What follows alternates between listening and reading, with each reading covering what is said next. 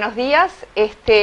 La verdad que es un gusto estar acá para compartir con ustedes algunas líneas sobre el tema del concurso para 2018, que es el abordaje de la enseñanza de la matemática a través del cuaderno para hacer matemática a nivel inicial. Un título bastante largo, pero vamos a hacer el énfasis sobre todo en el a través, es decir, la enseñanza de la matemática a través del cuaderno para hacer matemática en inicial.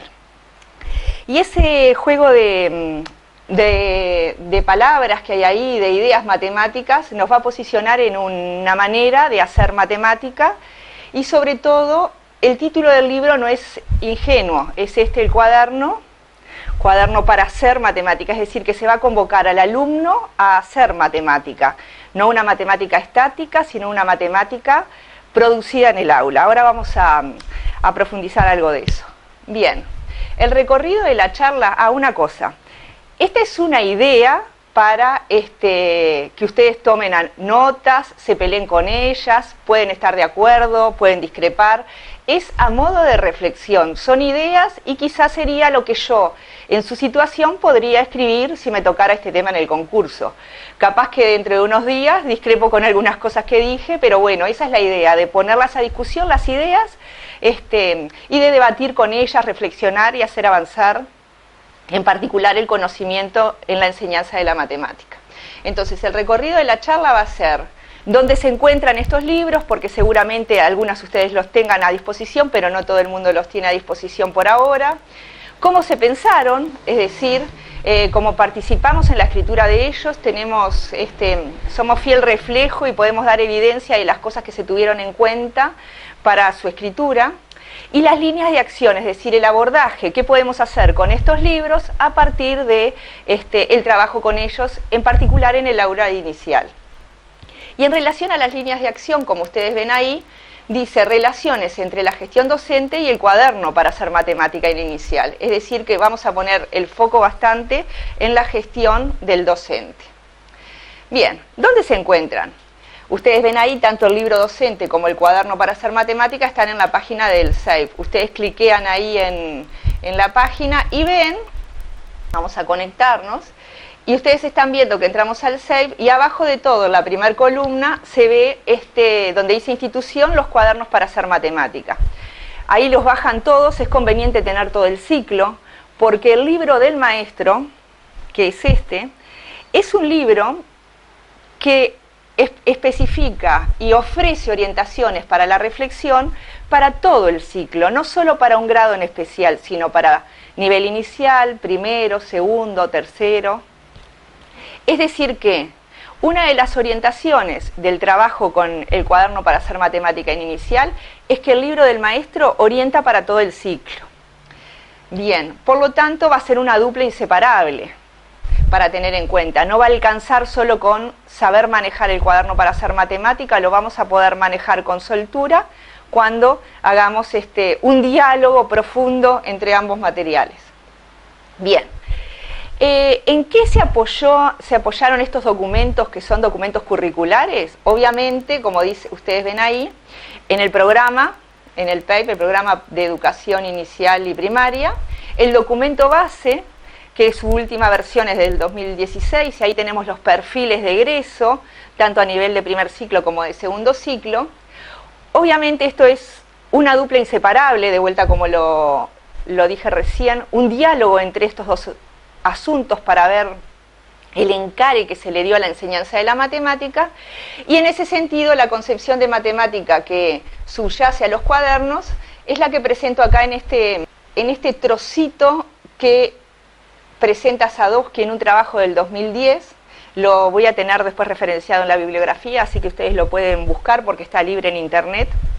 Y nos parece de sobremanera interesante dar el marco de qué concebimos como trabajo matemático, qué es hacer matemática para nosotros, en el aula de inicial específicamente para este caso. Y acá nos dice esto Sadowski, dice: concebir el trabajo matemático de la clase como la construcción colectiva de una cultura que se va elaborando a medida que un grupo de alumnos conducidos por un docente que regula el trabajo teniendo como doble referencia la cultura de su clase y la cultura matemática.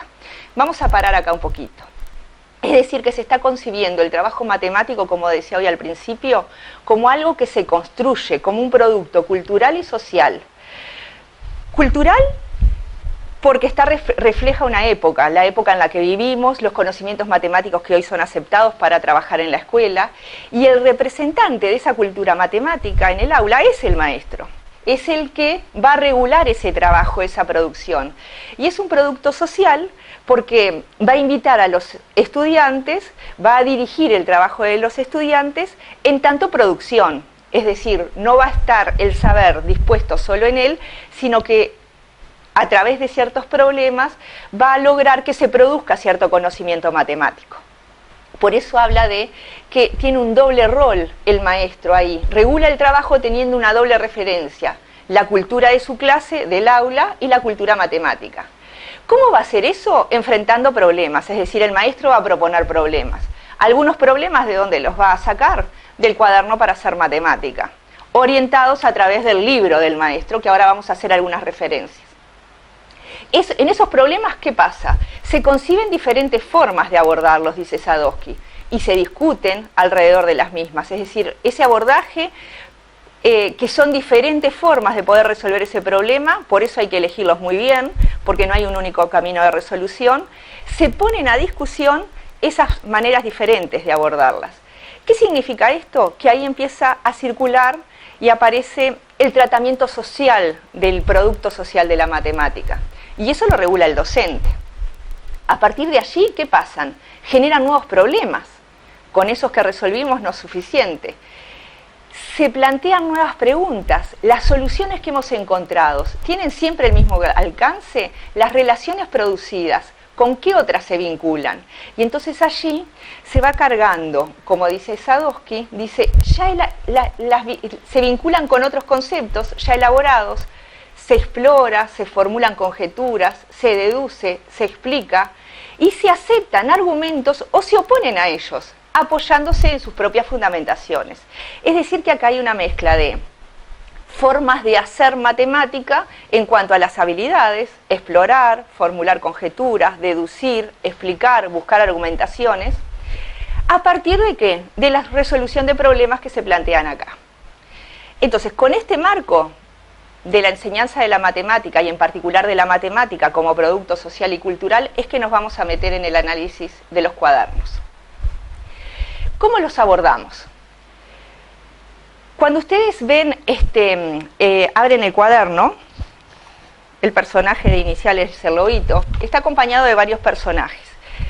Pero hay asuntos que son muy interesantes de ver, que son algunos íconos, algunas viñetas que nos van a invitar a partir de Lobito invita a los niños.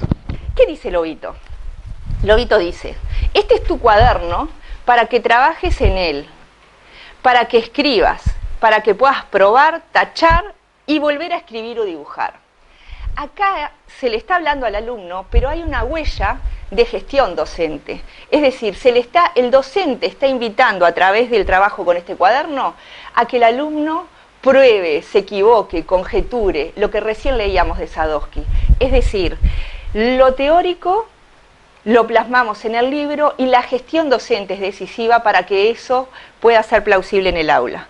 No te preocupes si te equivocas, y está resaltado, es decir, eso que siempre decimos que se aprende del error, bueno, a ponerlo en práctica. Es decir, las resoluciones no tienen por qué ser siempre completas, pueden ser incompletas, y a través de varios acercamientos a diferentes tipos de problemas que ahora vamos a ver, el alumno va a poder ir mejorando esa conceptualización de esa idea matemática que es el asunto que la maestra lo convoca para aprender. Serás acompañado y alguien te ayudará a leer las consignas, porque estamos pensando en niños de nivel inicial que muchos no leen o leen algunas palabras, pero el texto está acompañado de ciertas figuras que ahora vamos a ver, que da idea de una lectura no solo de palabras, sino de lectura de los dibujos. El texto, la parte gráfica informa al niño, y eso da cuenta también de ponerlos en situación no de dependencia del adulto, sino de generar una autonomía. Por eso aparecen estas viñetas acá. y después aparece una muy importante que dice: los juegos son para jugar varias veces. Y esto dentro de un ratito lo vamos a profundizar y vamos a explicitar por qué se eligió un contexto de juego también para en el cuaderno de hacer matemáticas aparezca. Estas viñetas, ustedes dirán, bueno, dan el marco de la idea de enseñar matemática a través de este libro. Y ese marco está reflejado para ustedes, para los maestros, acá, a través de todo el libro del maestro. También se puede ver en el libro de inicial que el índice tiene varios tramos en algunos contenidos. Y esos tramos tienen que ver porque en 96 páginas no se pueden poner de igual manera los diferentes ejes que el programa y los perfiles indican como marco curricular. Entonces, ustedes verán que el libro debería ser usado de forma no lineal, porque uno tiene varias entradas y salidas y nexos entre algunos lugares. Por eso ustedes van a ver que no hay equidad de páginas en cuanto a los ejes. Obviamente, el lobito y los números, el trabajo con numeración tanto natural como racional, algo para nivel inicial, algo de geometría con 2 entradas. Lobito y las medidas tienen una sola entrada, no porque no sea importante, sino porque en las 96 páginas hay que ponderar las entradas. Lobito y las cuentas tienen algunas más. Y después, lobito y el azar, lobito y los datos, que viene a ser estadística y probabilidad, aparecen más o menos equilibradas. Y hay una parte de recortables, que no son muchos, nos gustaría que fueran más, pero que son unas fichas para diferentes tipos de trabajo. En esta parte son de geometría, y hay una perinola para trabajar con números, y en casi todos los libros aparecen algunos recortables. Bien. Otros gestos, como dice ahí, ¿qué son los iconos? Son marcas que desde el análisis del docente funcionan como pistas para la gestión. Si nosotros abrimos, a ver, yo tenía pensado mostrar acá, la página 25 de geometría, porque a mí me encanta geometría. Entonces, fíjense que acá aparece un bla bla. Aparece durante el libro esta marca, este bla bla. Y este bla bla, en la parte inicial, los convoca a que hablen con sus compañeros. Ahora es el momento de hablar. Hay varios iconos que vale la pena trabajar con los niños por aquello de la lectura. Es decir, ¿qué significa este icono de lobito pensando? Dice: te invito a trabajar individualmente. El lobito con el dado, te invito a jugar. El lobito en equipos, te invito a trabajar con amigos. El lobito con la mochila, te invito a trabajar en casa. Y estos dos gestos de gestión, el bla bla, da pistas al docente de la puesta en común, de los asuntos a tener en cuenta en la puesta en común. También aparece el icono del lápiz, que ahora es la hora de escribir. Entonces, yo quería mostrar esta actividad que está referida a una copia. El título de la actividad dice: acopiar el cuadrado. Y aparece el cuadrado dibujado sobre fondo cuadriculado, centimetrado más bien, y se le invita al niño a que en esta página dibuje exactamente igual este cuadrado. Y que después converse con sus compañeros, después que hizo su producción, converse con sus compañeros sobre qué cosas tuvo en cuenta. Esas cosas que el niño va a tener en cuenta y que la maestra va a gestionar, ya sea en pequeños grupos, con el grupo entero después que pasó por los equipos, eso lo decide el docente. No hay una línea, la clase es la que marca esas pautas y el mejor es el maestro para decidir. Son las propiedades del cuadrado que se van a poner en juego.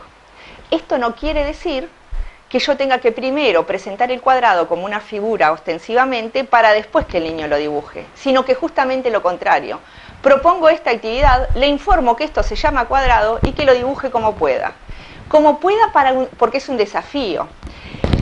Algunas de estas actividades están probadas, y están probadas de tal manera que, por ejemplo, tenemos algunas producciones en el cuaderno del maestro, en el libro del maestro.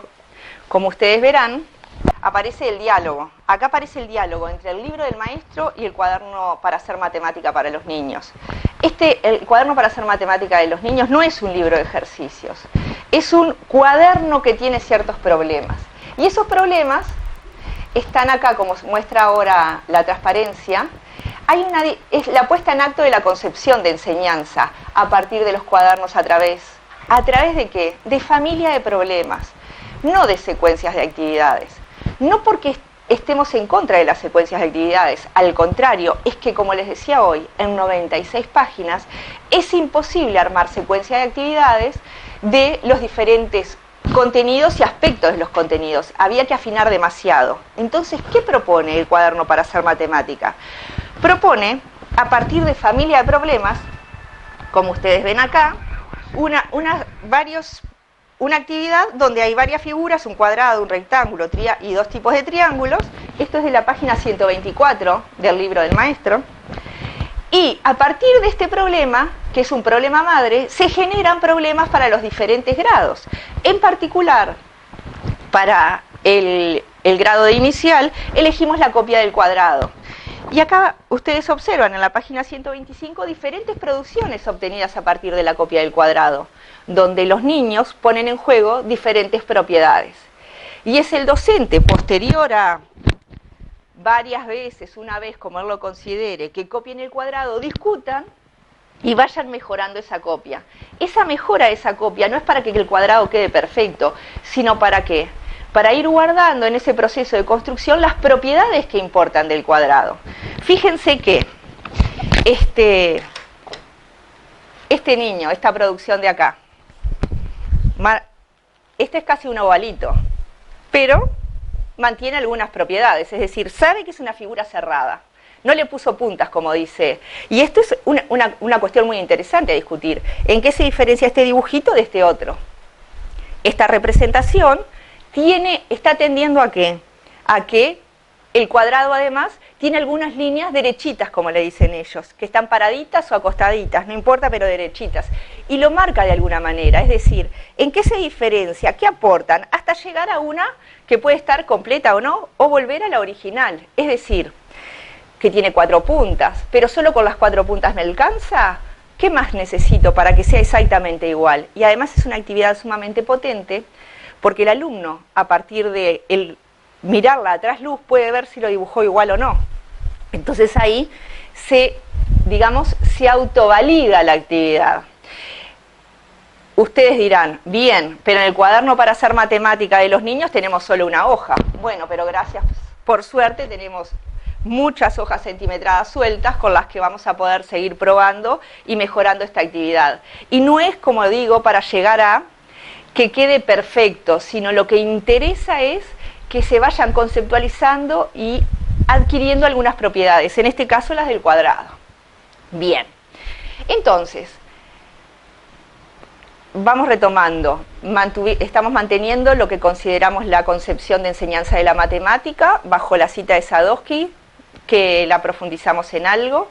Estamos planteando cómo viene la mano en el cuaderno para hacer matemática, que no son una secuencia de actividades, porque de repente yo tengo un grupo inicial y antes tengo esta actividad que es de identificar triángulos o cuadriláteros y acá de representarlos.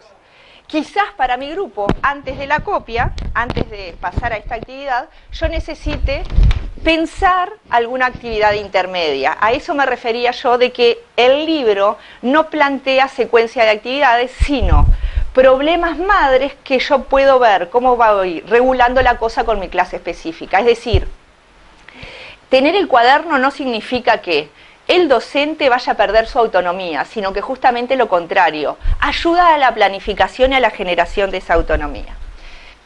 El cuaderno para hacer matemática también fue pensado en cuanto, como decíamos hoy, partiendo del programa de educación inicial y primaria y de los perfiles de egresos, en cuanto a la construcción de habilidades y contenidos. Una cosa que tenemos que tener claro, y es otro de los asuntos teóricos, digamos, a manejar, son que los conceptos se construyen en red. Es decir, no vienen solos. Cuando yo trabajo con figuras no puedo trabajar solo con el cuadrado únicamente, sino que el cuadrado hace las veces de cuadrado en contraposición con otras figuras. El triángulo, como ven acá, unas no polígonos, etc. La producción de explicaciones son las que nos van sugiriendo los bla bla cuando dice, conversá con tus compañeros sobre lo que tuvieron en cuenta para elegir los triángulos. Es decir, se convoca al alumno a buscar explicaciones matemáticas que son las propiedades, es decir, tuve en cuenta que tuviera 3 puntas, bárbaro, pero este también tiene 3 puntas y vemos que tiene una cosa diferente a estos dos. O sea que solo con las 3 puntas no alcanza, es decir, que cuando convoco a que se converse en la clase qué cosa se pensó individualmente o en pequeños grupos, es justamente aquello de la puesta en común y de ir tratando de tironear hacia arriba las propiedades que mis alumnos van manejando. Y la producción de explicaciones a partir de los bla bla muestran la dimensión social que yo decía hoy en la presentación y promueve la autonomía de los alumnos, es decir, la dimensión social la veo cuando construyo con otros estas ideas matemáticas.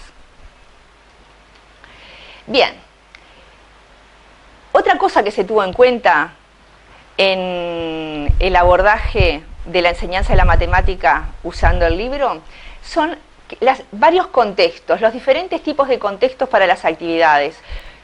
Y tenemos, como ustedes están viendo ahí en pantalla, el contexto intramatemático, un contexto de juegos, contextos cotidianos, relacionados con otras disciplinas.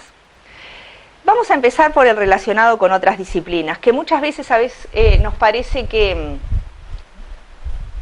generan estos contextos cuando los alumnos todavía no manejan la suficiente cantidad de matemática, generan espacios para que los conceptos matemáticos se vayan instalando. Pero entonces hay que elegirlos con buen ojo, digamos. No cualquier actividad puede servir para generar un contexto relacionado con otra disciplina. Les traigo para mostrar en la página 20, dice Kandinsky y sus líneas. Y Lobito presenta un poco de un cuadro de Kandinsky, puede ser este u otro, algunos datos de Kandinsky y la firma. Y dice, entre otras figuras utilizaba en sus pinturas líneas rectas y curvas. Es decir, esta actividad seguramente va a promover la identificación de líneas rectas y curvas. ¿Por qué se eligió este pintor? Porque justamente usa líneas bastante definidas. Y acá se le pide al niño que las identifique, que identifique con un color las curvas y que identifique con un color las líneas rectas. Y alguien podría decir, bueno, pero si todavía no lo sabe, pero justamente proponiéndole un problema para que marque, para discutir en qué me fijo, en qué se diferencia, y de vuelta lo mismo. No tiene por qué ser completo, correcto de primera. Tiene que haber un acercamiento, es decir, eso que decimos que el conocimiento se construye, bueno, se construye en base a los diferentes acercamientos. Acá hay otra oportunidad de identificar líneas rectas y curvas. Acá las identificó y acá las va a tener que construir. Podemos volver sobre el mismo tema, es decir, y esta me va a servir para identificar ¿qué? El asunto de los triángulos y en particular polígonos de no polígonos. No para hablar de esta manera con los alumnos, pero sí para mantener los elementos que hacen unos y que no tienen otros. Es decir, el contexto tiene que estar pensado de alguna manera para que promueva esas ideas matemáticas que yo quiero enseñar. Un contexto cotidiano, hay muchos, ¿no? Pero elegí, por ejemplo, en la página 49, el clásico de compra y venta. Una moneda de 10 sale... dice, con los 15 pesos que tenía Lobito se compró un alfajor de 10, ¿cuánto le sobró? Obviamente que es para Lobito y las cuentas. Muestra la moneda, es decir, lo que yo decía hoy al principio. La imagen, aunque yo niño no sepa leer todo esto, el alfajor vale 10, tenía 15 pesos que viene de la otra página, entonces vienen contextualizados y se pueden resolver sin mucha ayuda del adulto, que es la idea. Bueno, los contextos intramatemáticos de juego. A ver, de juego, página 54. De juegos hay un montón. Elegí el de la lotería, que es para trabajo con numeración. Acá están las pistas y ahora después me voy a detener un poquito más en el asunto de por qué es importante los juegos. Y el intramatemática, obvio, ya les mostré hoy el de la copia del cuadro y la identificación de de figuras. No quiere decir que siempre el intramatemático sea geométrico. Vieron que mostré una actividad que era de contexto relacionado con otra disciplina, en particular con el arte en este caso.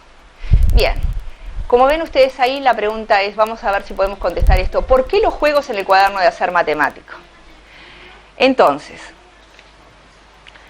considerar aquellos vinculados a los conceptos matemáticos, es decir, no cualquier juego, lo que les decía yo hace un momento, no cualquier actividad, no cualquier juego, no cualquier pintor me va a servir a mí para disparar una idea matemática, es decir, la voy a tener que buscar.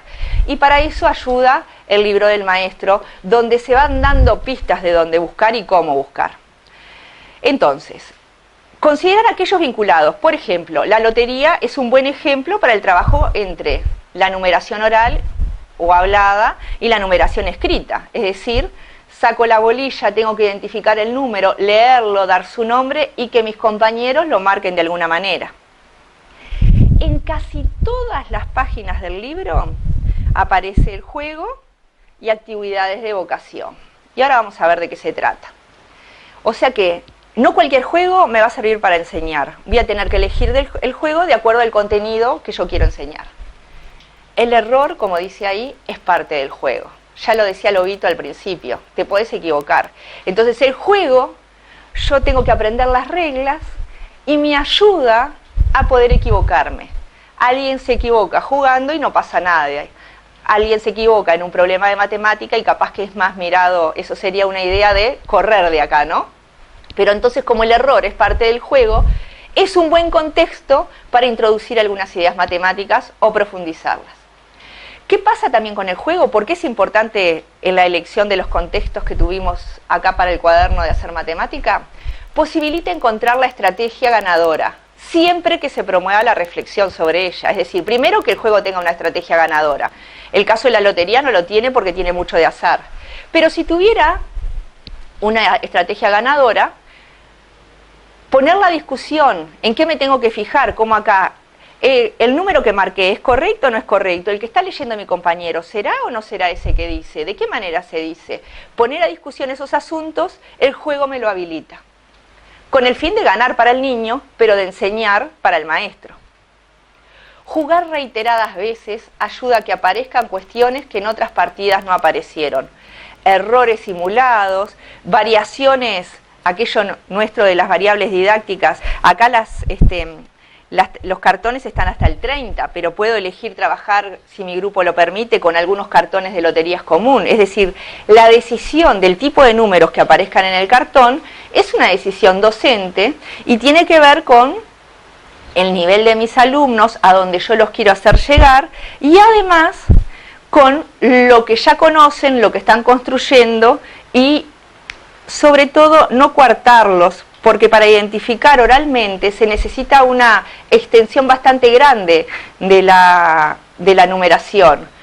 Acuérdense que del 1 al 15 se tienen que aprender de memorias, no hay relación dentro del sistema de numeración. Recién empiezan las relaciones a partir del 16, por esto de 10 y 6, 10 y 7. Y fíjense que se dice de manera aditivo, oralmente, y se escribe de manera posicional. Por eso es importante el juego de la lotería y por eso lo que íbamos con este punto es jugar reiteradas veces. Y no pasar ya a hacer las actividades de evocación. Porque si no pusimos en situación de juego al niño, el niño, por más que sepa jugar a la lotería con la abuela los días de lluvia, eso es un contexto de juego puramente social, pero acá lo traemos como un contexto para enseñar matemática. O sea que nuestro objetivo no es solamente que juegue, sino que aprenda matemática. Por lo tanto, jugar para discutir esos asuntos matemáticos es bien diferente a jugar con la familia o con los amigos fuera del ámbito escolar. Por eso estamos marcando la jugada de manera reiterada de los juegos que van apareciendo acá. Jugar con variaciones, como yo les decía, cambiar la numeración que aparece.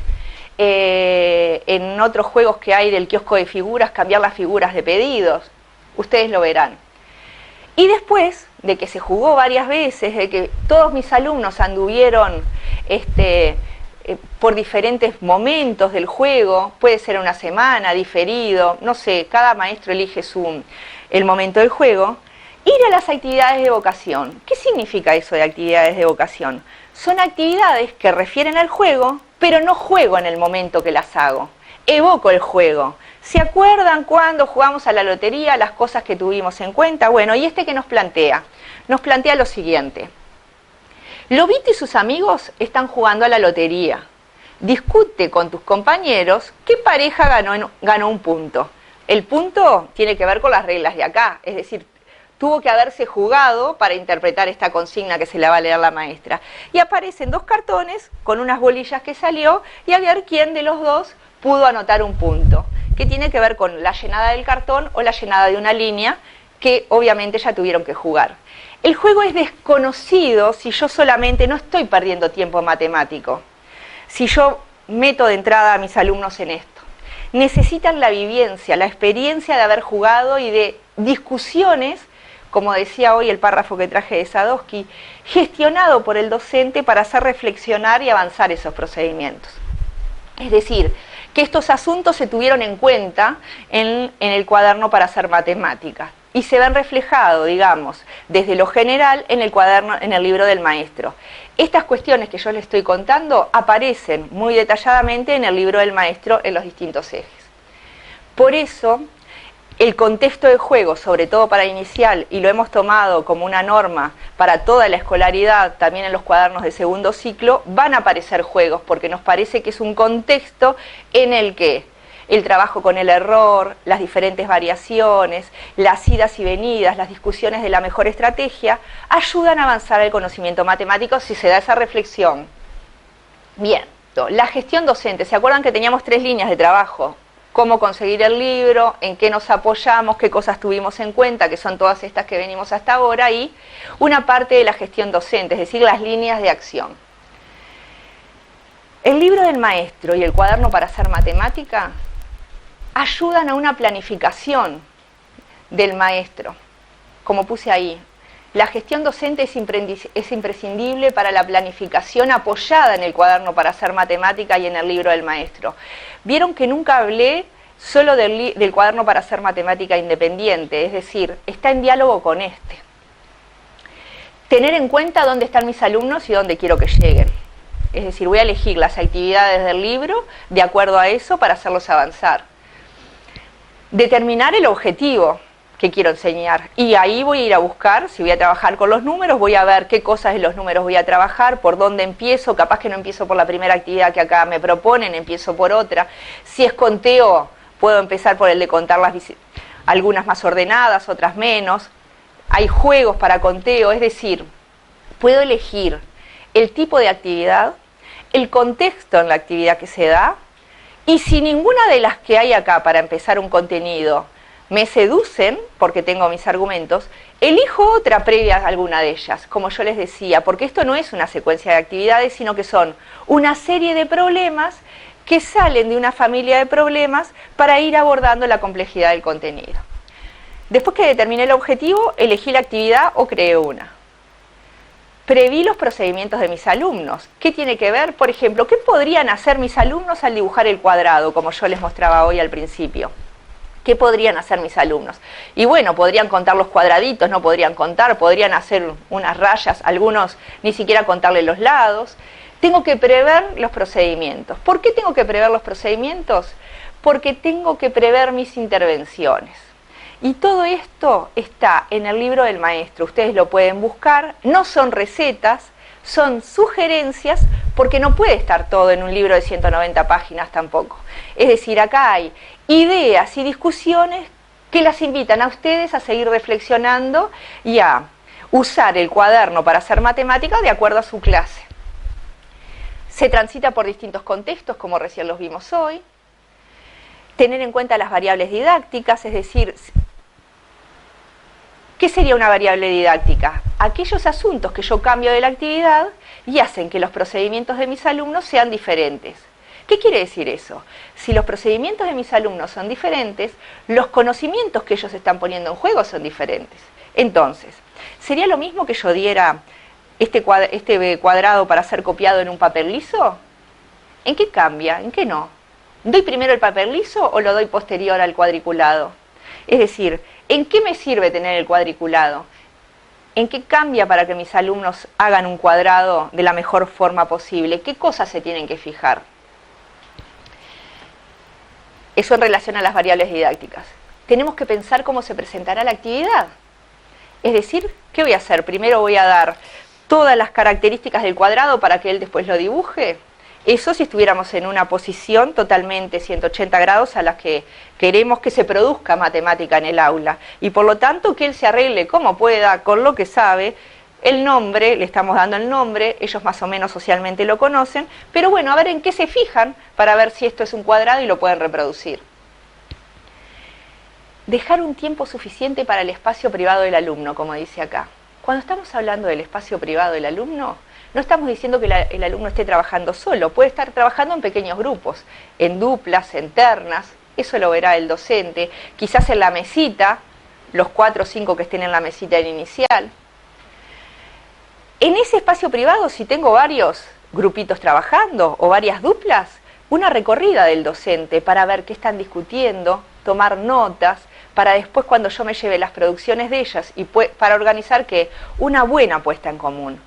Yo puedo diferir la puesta en común. Nadie dice que la puesta en común tiene que ser enseguida de que se haya realizado la actividad por parte del niño.